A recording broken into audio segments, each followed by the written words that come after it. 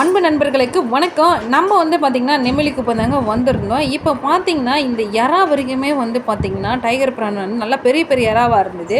இது வரைக்கும் வந்து பார்த்திங்கன்னா 1200 சொல்லியிருந்தாங்க. அதுக்கடுத்து தான் வந்து பார்த்திங்கன்னா பண்ணா மீனும் இந்த நண்டும் இருக்குது பாருங்கள், அது வரைக்கும் வந்து பார்த்திங்கன்னா 800 சொல்லியிருந்தாங்க. மீன் எல்லாமே ரொம்ப ஃப்ரெஷ்ஷாக புதுசாக இருந்ததுங்க. மீனுமே ரொம்ப ஃப்ரெஷ்ஷாகவே இருந்தது. நம்மளுக்கு இது மாதிரி லைவான மீன் வந்து நம்ம வாங்கி சாப்பிட்றதுனால நம்மளுக்கு எந்த பிரச்சனையுமே இருக்காதுங்க.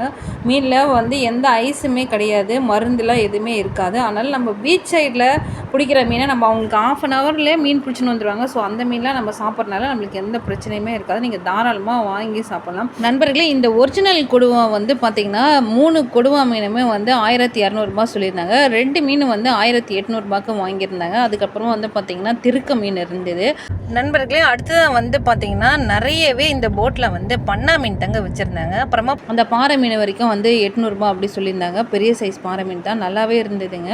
அதுக்கப்புறமா வந்து பார்த்திங்கன்னா இந்த நண்டும் இந்த திரட்டை மீன் வரைக்குமே வந்து பார்த்திங்கன்னா 1300 சொல்லியிருந்தாங்க. அதுக்கப்புறம் 1200 ஒரு அண்ணா வாங்கிக்கினாரு. அப்புறமா ஒரு பெரிய சைஸு புள்ளிக்கிழமா மீன் வச்சுருந்தாங்க. நம்ம வந்து பார்த்திங்கன்னா நேற்று வீடியோவில் வந்து செம்மஞ்சேரியில் பார்த்துருப்போம். அதே மாதிரி தாங்க இங்கே நெமிலிக்குப்பத்தில் இன்றைக்கி பார்த்தேங்க. நண்பர்களே, இந்த மாதிரி தொடர்ந்து புது மார்க்கெட்டோட வீடியோலாம் நம்ம சேனலில் வந்துன்னு இருக்கும். ஸோ அதனால் நம்ம சேனலை மறக்காமல் சப்ஸ்கிரைப் பண்ணி வச்சுக்கோங்க.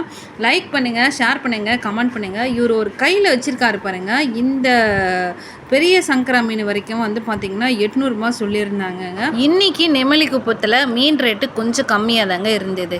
மீன் அடுத்த ஒரு வீடியோவில் சந்திக்கலாம்.